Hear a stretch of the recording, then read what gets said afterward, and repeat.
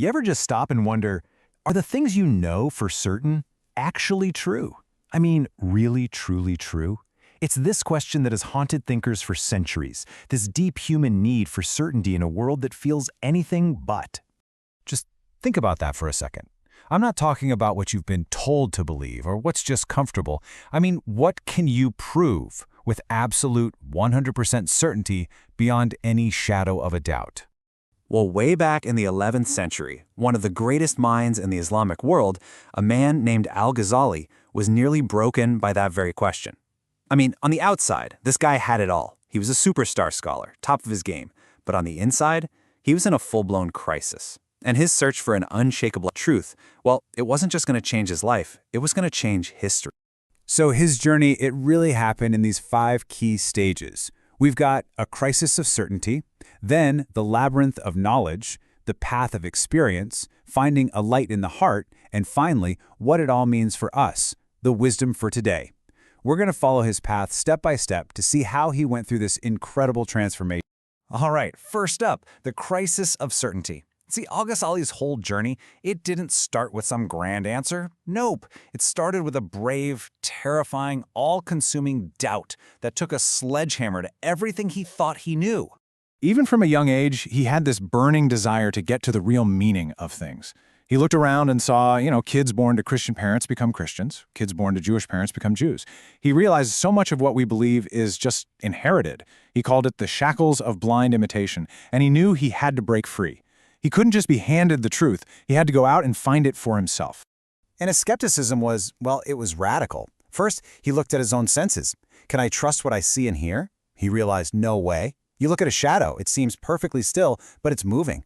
A star looks like a tiny coin, but it's bigger than the entire Earth. Our senses fool us all the time.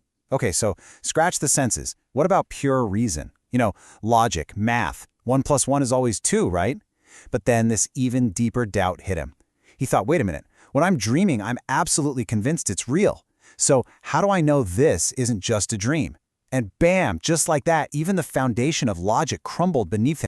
Now, this wasn't just some fun intellectual game for him.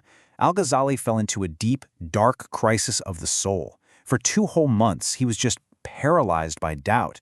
He couldn't trust anything. He called it a sickness of the heart, a profound illness that no amount of logic or proof could fix.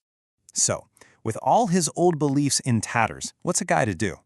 Well, Al-Ghazali went on a quest. He decided to systematically check out all the major schools of thought of his day, all the groups who were claiming, hey, we've got the path to truth. First up, the theologians, or the mutakallimun. Think of these guys as the master debaters, the defenders of the faith. Their whole thing was using reason and logic to protect religious doctrine from any challenges. So he dives into their work, and his conclusion is, interesting. He found that, they were great at defending the faith. It's like they built this amazing fortress around belief. But their tools couldn't actually build the foundation of that belief in the first place. See, their arguments always started from things they already assumed were true from Scripture. They could protect a truth that was already there, but they couldn't help him discover that truth from scratch. Okay, so the theologians didn't have the answer. Next, he dives headfirst into the world of the philosophers, the Philosophy. We're talking about the intellectual heavyweights who followed the Greek traditions of pure logic and reason. For almost 3 years, he masters their work. This was supposed to be the absolute peak of human intellect. And his verdict on them was really sharp. He was like, okay, in math and logic, these guys are rock solid. Their proofs, can't argue with them. But, and this is a huge but, when they tried to use that same logic to answer the big questions about God, the soul, the afterlife, suddenly their proofs were just educated guesses. They were brilliant, no doubt, but he felt they had used their big brains to wander way off the path of actual truth. So let's take a step back. He's investigated 2 major paths to truth, and both have come up short. Theologians, philosophers, dead ends. The certainty he was desperate for was nowhere to be found. And that crisis that started in his head, it was about to go full-blown physical. It got so bad that for 6 months, he was just stuck. He tried to get up and teach his students, and the words just wouldn't come out. His tongue was like literally locked. He stopped eating. The doctors had no clue. They said it wasn't a physical problem. It was his soul, his heart that was sick, and it was shutting his body down. He knew he was standing on the edge of a cliff. So he made a choice, a massive one. He walked away from it all.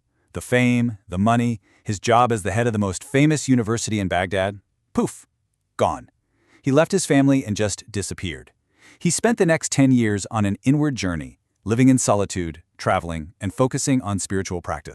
So, after all that searching, he hadn't found the truth in books or in fancy arguments. But it was right there, in the quiet of his retreat, deep inside his own soul, that he finally found what he'd been looking for all along.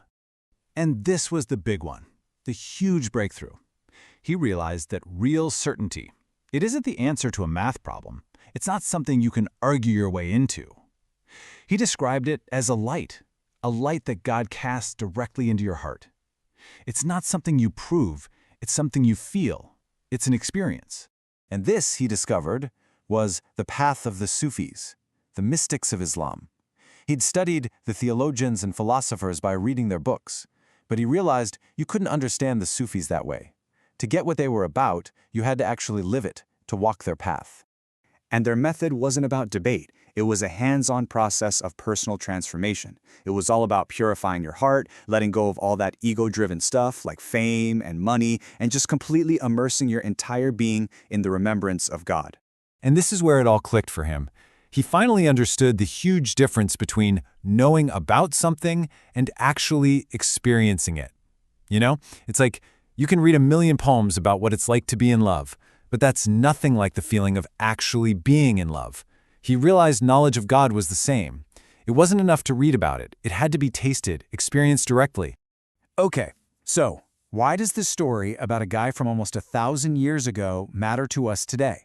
Well, because when you look closely, Al-Ghazali's struggles look a lot like our own. Think about it. His fight against blind imitation, that's our fight against information silos and social media echo chambers. His warning about the arrogance of pure reason, that's a perfect critique of a world that's drowning in data but has no wisdom.